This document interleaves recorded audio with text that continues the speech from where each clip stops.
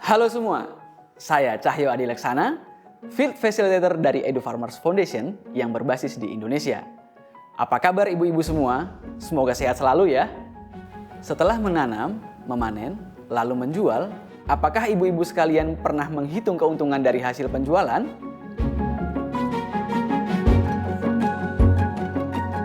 Saya ingin membantu ibu-ibu di sini belajar cara menentukan harga jual yang tepat agar ibu-ibu semua dapat menjadi petani yang mandiri dan sukses. Itu sebabnya di kesempatan kali ini, ayo kita bahas bersama mengenai untung rugi usaha pertanian keluarga.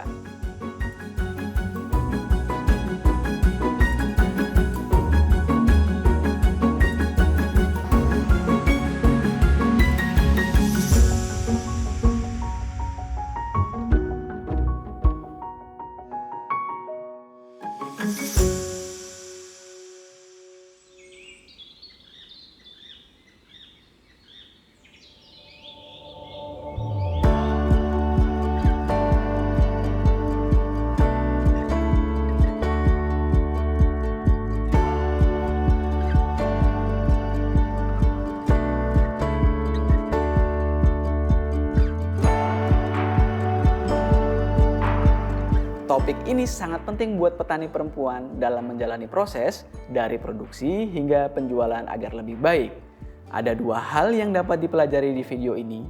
Yang pertama, memahami konsep penentuan biaya produksi, apa saja yang berpengaruh pada biaya produksi dan bagaimana cara memaksimalkan semua hal agar hasil yang kita dapat bisa maksimal.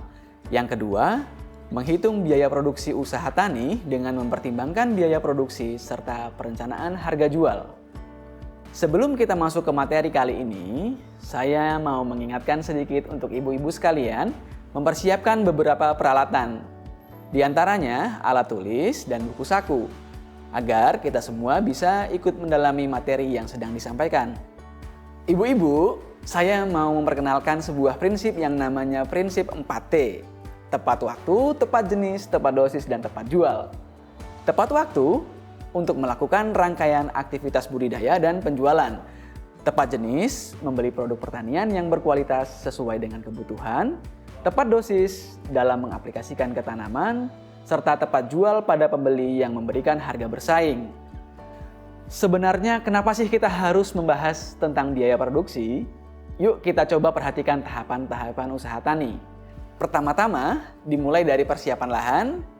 Di sini ada pengeluaran yang harus kita pertimbangkan. Contohnya, alat, traktor bajak dan cangkul. Bahan, pupuk dasar, baik organik dan anorganik, serta menggunakan tenaga kerja 2 orang dan diselesaikan dalam waktu 2 hari. Lalu, masuk ke persiapan benih yang tentunya juga butuh pengeluaran. Kemudian masuk ke penanaman, pemupukan, pengairan, pengendalian hama, panen, hingga pasca panen. Di setiap langkah-langkah yang dilalui, tentu kita butuh mempertimbangkan biaya produksi. Jika ditanya, biaya produksi itu jadi mencakup apa saja? Biaya produksi merupakan penggerak utama dalam usaha pertanian keluarga. Oleh karena itu, biaya produksi menjadi penting untuk diketahui petani agar dapat merencanakan pengalokasian biaya secara tepat dan benar. Hal-hal yang membentuk biaya produksi bisa dibagi 2. Yang pertama, prasarana produksi berupa tenaga kerja, sewa lahan, sewa traktor, instalasi pengairan, dan lain-lain. Yang kedua, sarana produksi berupa benih, pupuk, dan obat-obatan organisme pengganggu tanaman seperti insektisida, fungisida, dan lain-lain. Ibu-ibu masih ingat dengan prinsip 4T kan? Jika masih ingat, di setiap tahap ini, ibu-ibu harus ingat untuk selalu tepat waktu dalam melakukan rangkaian aktivitas budidaya dan penjualan ya. Karena waktu juga berperan penting dalam proses produksi. Sekarang tentunya ibu-ibu sudah memahami apa itu biaya produksi dan mengapa biaya produksi mempunyai peran yang penting. Ibu-ibu sekalian masih ingat dengan 2 hal yang tadi saya jelaskan? Ya, tenaga kerja termasuk dalam prasarana produksi. Oleh karena itu, kita harus mengetahui jumlah tenaga kerja, lama pekerjaan, serta biaya yang dibutuhkan untuk melakukan suatu jenis pekerjaan. Sekarang kita coba untuk langsung membahas cara menghitung biaya produksi. Kita bisa gunakan budidaya jagung sebagai contoh. Di dalam buku saku ibu-ibu sudah disediakan beberapa tabel. Kalau kita lihat untuk tabel pertama, ada tabel perhitungan biaya produksi menggunakan tenaga kerja dibayar. Ibu-ibu udah tahu belum tenaga kerja dibayar yang dimaksud itu gimana? Saya bantu ibu-ibu untuk lebih paham. Tenaga kerja dibayar itu adalah tenaga kerja ahli yang sejak awal sudah disepakati upahnya untuk pekerjaan yang akan dilakukan. Berbeda dengan tenaga kerja yang tidak dibayar, yaitu tenaga kerja yang bersifat sukarela dalam melakukan pekerjaan tanpa mengharapkan imbal jasa dari si pemberi kerja. Gimana dengan ibu-ibu? Kalau dari anak-anak atau tetangga ibu-ibu ikut serta dalam produksi, berarti mereka termasuk tenaga kerja tidak dibayar. Kalau di daerah ibu-ibu setempat memiliki cara membayar tenaga kerja berupa makanan atau barang, itu tidak masalah, karena ibu-ibu sudah memasukkan biaya dalam tabel produksi. Intinya, ibu-ibu sekalian perlu mencatat pengeluaran untuk tenaga kerja tidak dibayar, jumlahnya sama persis dengan tenaga kerja yang dibayar ya Bu. Agar ibu-ibu tidak mengalami kerugian, kami menyarankan untuk tetap menghitung tenaga kerja sukarela tadi sebagai faktor pembentuk biaya produksi. Dalam uraian aktivitas, ibu-ibu sekalian perlu mencantumkan jenis pekerjaan yang akan dilakukan. Dalam buku saku ibu-ibu sudah tercantum beberapa aktivitas yang umumnya perlu diperhatikan. Tapi ibu-ibu sekalian bisa menyesuaikan kembali dengan menambahkan ataupun mengurangi uraian aktivitas dalam tabel. Yang pertama, persiapan lahan, penanaman, pengairan, pemupukan, pengendalian hama, penyulaman, panen, pengeringan, pemipilan, pembersihan, penyimpanan, serta pengemasan. Tahapan dari uraian ini tidak wajib untuk dilakukan secara keseluruhan. Mungkin ada ibu-ibu di sini yang tidak melakukan tahapan dari pengeringan sampai pengemasan. Ibu-ibu cukup mengisi kolom uraian sampai poin ke-7, yaitu panen aja. Kemudian cantumkan jumlah tenaga kerja, lama pengerjaan, biaya tenaga kerja, dan kemudian jumlahkan totalnya. Sebelum kita memasuki inti dari topik pembelajaran kita kali ini, saya ingin memperkenalkan ibu-ibu semua dengan kisahnya Ibu Sumi. Ibu Sumi merupakan seorang istri yang tinggal bersama suami dan 2 orang anaknya. Ibu Sumi memiliki lahan pertanian yang kerap digunakan untuk memproduksi jagung. Ibu Sumi berperan dalam mengelola keuangan usaha tani keluarganya. Ibu Sumi selalu mencatat setiap transaksi keuangan saat melakukan pembelian untuk kebutuhan usaha pertaniannya. Bagaimana Ibu Sumi dapat mengelola keuangan usaha pertaniannya? Mari kita simak kisahnya. Lahan jagung Ibu Sumi menggunakan 4 orang tenaga kerja diselesaikan selama 2 hari. Berarti Bu Sumi harus memberikan upah kepada 4 orang tenaga kerja ini. Kita misalkan bahwa biaya tenaga kerja per orangnya sebesar Rp90.000, berarti kita bisa tuliskan di uraian persiapan lahan bahwa ada 4 orang tenaga kerja dan lama pengerjaannya adalah 2 hari kerja dan biaya tenaga kerja per harinya Rp90.000. Kalau kita kalikan, maka kita bisa dapatkan Rp720.000. Lakukan hal yang sama pada setiap aktivitas yang sudah kita jabarkan tadi ya Bu. Ada sedikit pengecualian dalam pengisian tabel tenaga kerja dibayar ini. Jika pada fase persiapan lahan atau fase yang lain menggunakan konsep tenaga kerja borongan, maka silakan langsung mengisi di kolom total sesuai dengan jumlah yang harus dibayar kepada pemborong pekerjaan. Mohon dicatat, pemborong dapat diartikan sebagai pemborong dengan menggunakan traktor ataupun menggunakan tenaga kerja manusia ya Bu. Misalkan, Ibu Sumi tadi tidak hanya menggunakan tenaga kerja ahli, tetapi juga dibantu oleh anak-anaknya. Maka, Ibu Sumi harus memperhitungkan juga biaya tenaga kerja yang tidak dibayar seperti pada tabel 2. Jadi, ibu-ibu jangan lupa untuk mengisi tabel 2 ini sesuai dengan tenaga kerja tidak dibayar yang ikut serta dalam aktivitas produksi ibu-ibu sekalian ya. Sebelum kita masuk ke pembahasan berikutnya, kita akan masuk ke sesi tanya jawab dulu ya. Untuk staf lapangan, dipersilahkan untuk menambahkan penjelasan terkait contoh untuk berbagai bentuk upah tenaga kerja. Jadi, bisa di-pause dulu ya videonya untuk berdiskusi lebih lanjut.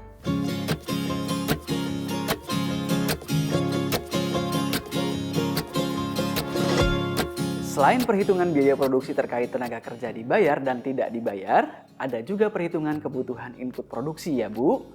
Perhitungan ini bertujuan untuk mengetahui jenis, jumlah, dan biaya yang dibutuhkan selama proses budidaya jenis tanaman yang ibu-ibu tanam. Pertama-tama, pisahkan kolom uraian sesuai dengan jenis input produksi. Karena Ibu Sumi mempunyai lahan jagung, berarti kira-kira sarana produksi yang Ibu Sumi butuhkan adalah yang pertama, pupuk. Sebagai contoh, pada jenis pupuk yang digunakan yaitu pupuk NPK 16, 16, dan 16. Yang kedua, pestisida sebagai contoh bahan aktif Spinoteram. Yang ketiga, fungisida sebagai contoh berbahan aktif Picoxtrobin ditambah Ciproconazole.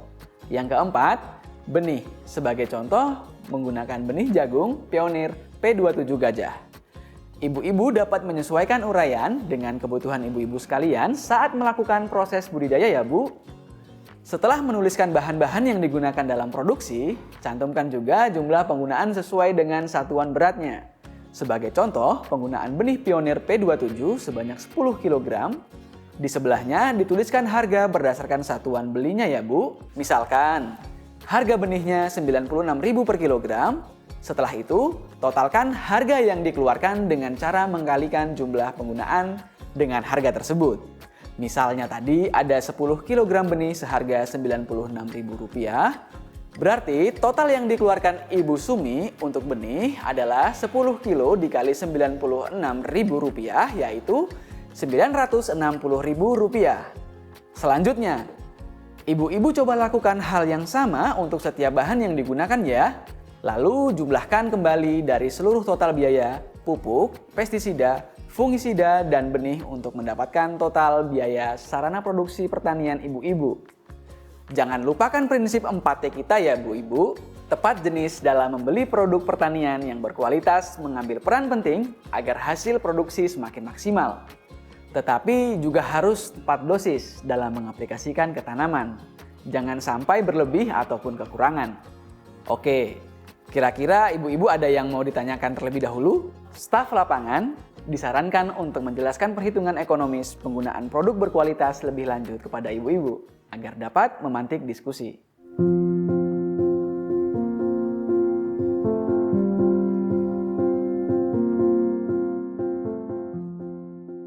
Selanjutnya, kita akan membahas mengenai perhitungan pendapatan hasil panen yang bertujuan untuk mengetahui jumlah total hasil panen dalam bentuk kilogram dan jumlah pendapatan total selama satu musim tanam.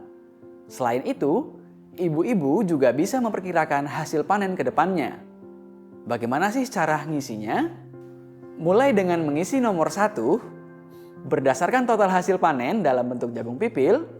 Sebagai contoh, total hasil panen dalam bentuk pipil 5.000 kg. Nomor 2, bisa diisi berdasarkan harga jual dalam bentuk pipil di pasar. Sebagai contoh, harga jual jagung pipil di pasar Rp4.000.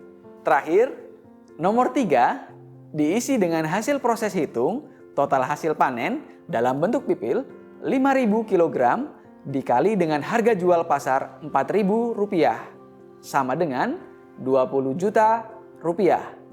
Ibu-ibu, dari tadi kan kita sedang membahas dengan konteks ladang jagung Ibu Sumi. Tapi ibu-ibu jangan takut karena konsep perhitungan ini berlaku untuk semua jenis tanaman, nggak cuma jagung. Pastinya ibu-ibu nanti bisa sesuaikan tabelnya dengan jenis tanaman yang sesuai dengan musim tanam yang sedang berlangsung ya. Bicara soal harga, saya mau mengingatkan kembali prinsip 4T. Prinsip ketiga kita adalah tepat jual. Jadi ibu-ibu sekalian harus memastikan kalau penjualan sudah ditargetkan pada pembeli dengan harga bersaing, supaya pendapatan dari hasil produksi bisa memuaskan. Sebelum kita masuk ke pembahasan berikutnya, jangan lupa untuk bertanya apabila ada yang belum dipahami atau ingin dibahas. Videonya bisa di-pause terlebih dahulu ya.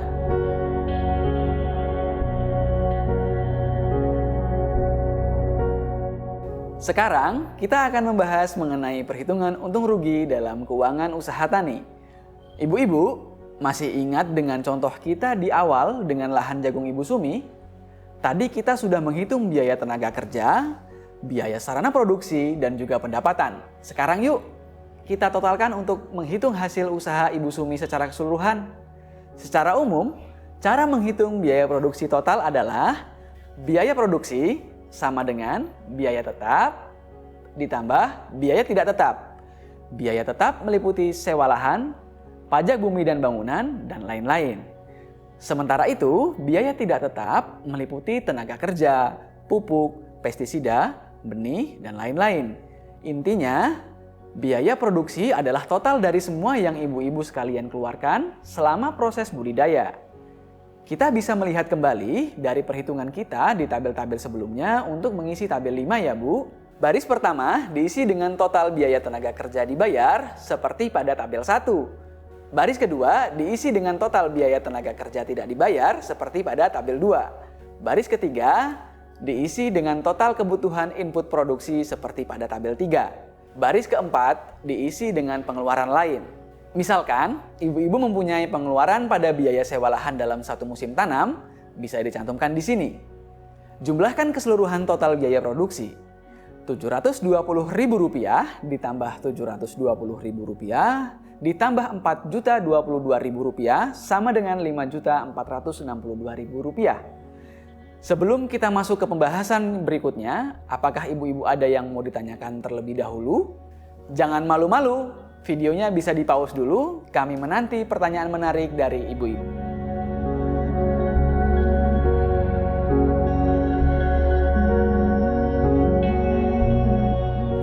Sekarang, kita masuk ke perhitungan biaya produksi per kilogram yuk. Perhitungan ini berguna untuk mengetahui nilai jual minimal dari suatu produk dalam bentuk kilogram yang akan kita pasarkan. Sehingga ibu-ibu sekalian terhindar dari kerugian dan mengetahui jumlah keuntungan yang didapatkan. Total biaya produksi merupakan hasil penjumlahan pada tabel 5. Sebagai contoh di atas yaitu Rp5.462.000. Total hasil panen merupakan hasil panen dalam bentuk jagung pipil. Sebagai contoh, total hasil panen yang didapatkan yaitu 5.000 kg. Nilai biaya produksi per kilogram didapatkan melalui proses pembagian nilai total biaya produksi Rp5.462.000 dibagi total hasil panen 5.000 kg sama dengan Rp1.092. Saatnya kita masuk ke sesi tanya jawab. Ibu-ibu, yuk sampaikan pertanyaan yang masih ingin diperdalam. Videonya bisa di-pause dulu sebelum kita masuk ke pembahasan berikutnya.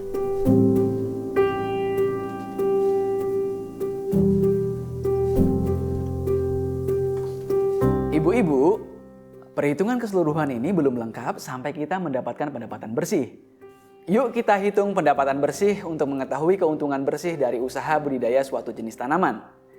Ini berguna agar ibu-ibu sekalian dapat memperkirakan besaran keuntungan sejak awal. Kembali dengan cerita Ibu Sumi, dengan lahan jagungnya tadi, kita kan sudah mendapatkan beberapa perhitungan.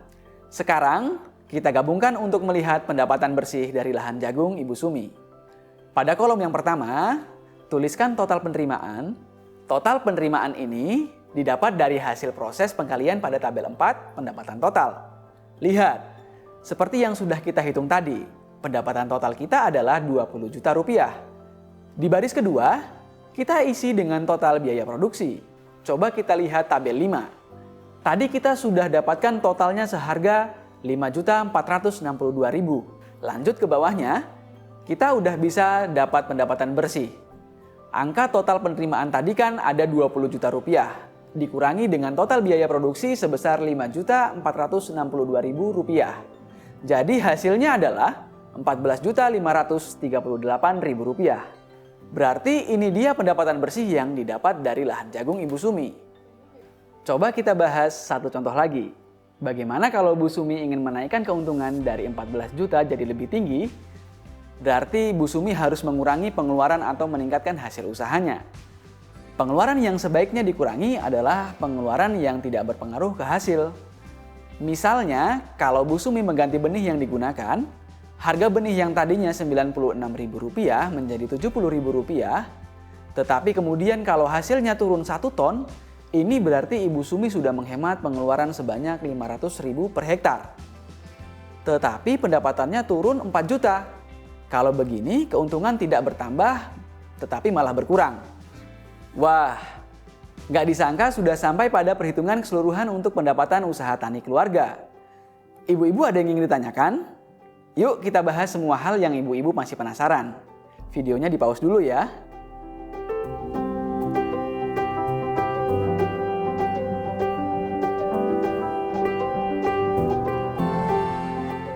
Akhirnya kita sudah sampai di penghujung dari video kita kali ini.